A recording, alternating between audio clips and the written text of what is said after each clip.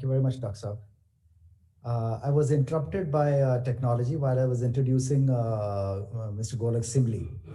I'll continue from there. Then he has 27 years of experience in ICT projects, out of which 14 years in government domain, in the area of public policy strategy, innovation and execution, digital transformation and use of technologies.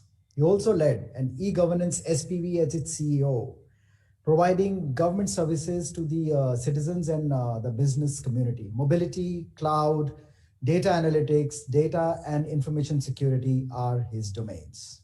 Simli Saab, over to you. Thank you. Thank you, Mr. Ranjal. And let me at the outset thanks Escoach Group at large, Sri Samir Kochar and the entire team of Escoach for bringing out such a beautiful and path-breaking event.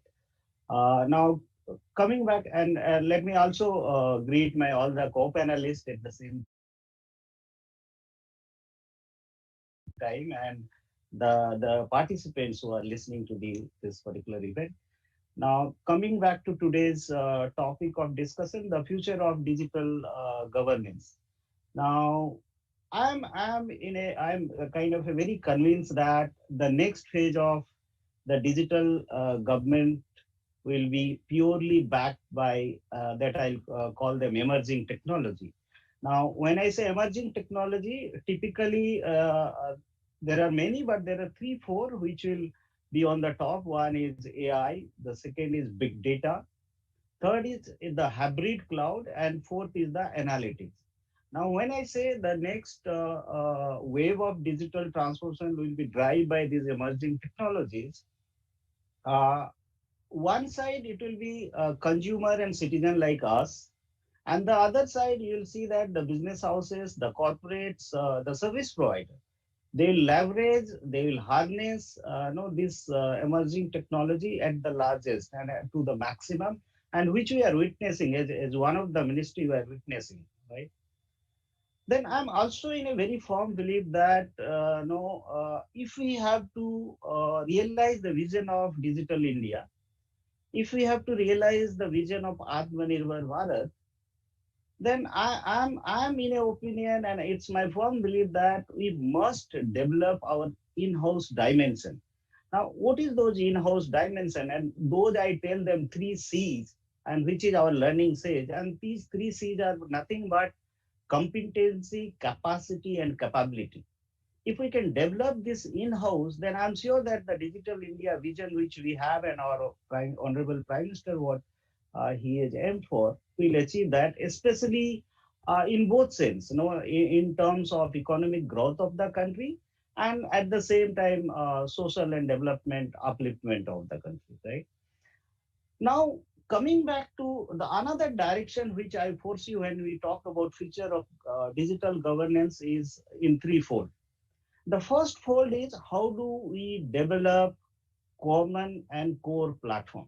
Now, when I say common and core platform, some of them I can give example. Maybe Aadhaar could be one of the platform. DigiLocker could be another platform. No, Umang could be third platform. Our data portal could be one of the platform. And why I am saying so? Because of the fact that when you develop this kind of a common and core platform, whether I am a public sector at large or a government sector at large, ministry, a state department, private, I am as an individual, if you see the feature and the nature of the common platform remain same. You don't have to disturb that. You have to just avail the services. And that's why more and more we need to focus on the core and common platform in a standardized way.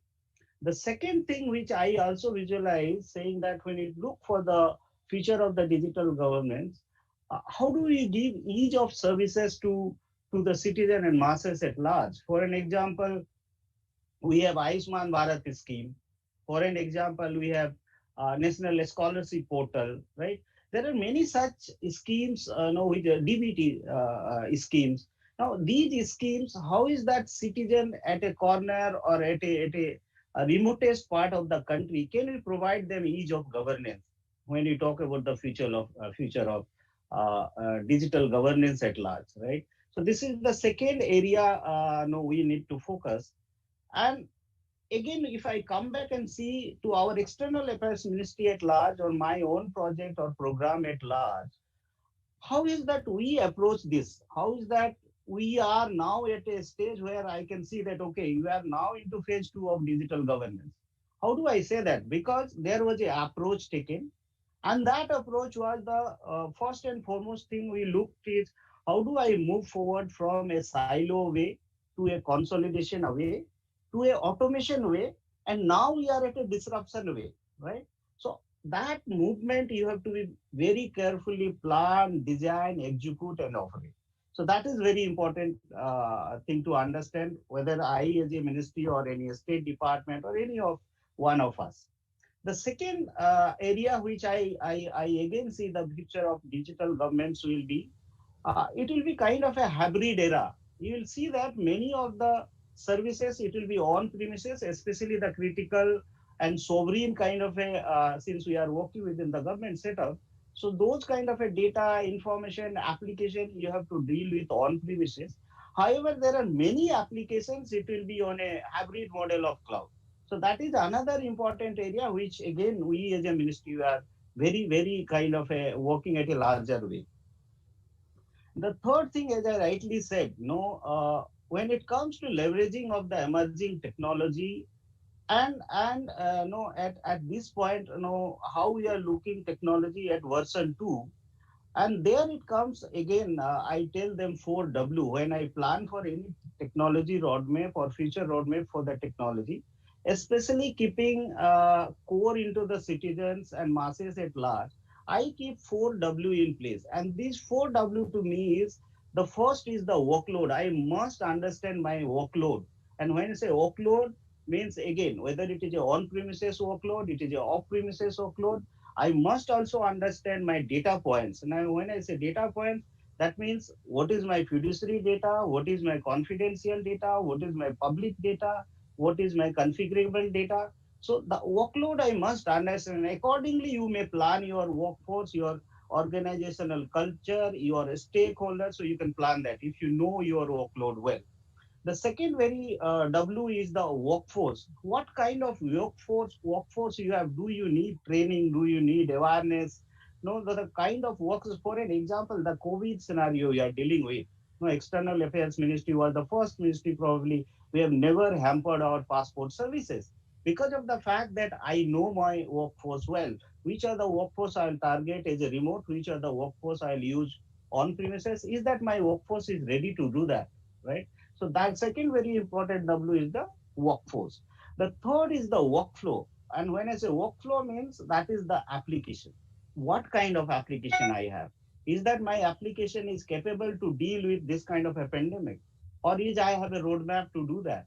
Right? So third is the application, whether it is a mobile app, whether it is an enterprise app. So you have to do that. The last W, but not the least, that is the website. And when I say website, means content and contest. Do I understand the content and contest I'm dealing with masses at large? And when I say so, this to deal with these 4 Ws, I also must see that my 4S is taken care. And these 4S are nothing but speed, scale, sustainability, and security. Now, if that is the area you work out your digital roadmap for version 2 of the digital governance, I'm very sure then which I am doing, Mr. Dhanjal, and I'm sure that one can achieve that. Last but not the least thing, wherever I speak, I must say that your future digital foundation must be based on a good data governance model. Some of our earlier speaker was telling, I should must understand my data at large well, saying that who is the owner of the data, who is the creator of the data, how is the data I am collecting and storing at rest, how is the data I am collecting and sharing with other government agencies or public at large. If I understand that holistically and build around the data governance model around that, then I am very much sure that no, the future governance or future digital governance we are looking for, it will be a huge success. So thank you, and thank you once again providing me this opportunity to speak. Mr. Punjab. Excellent. Thank you. Thank you so much, Cindy Saab, for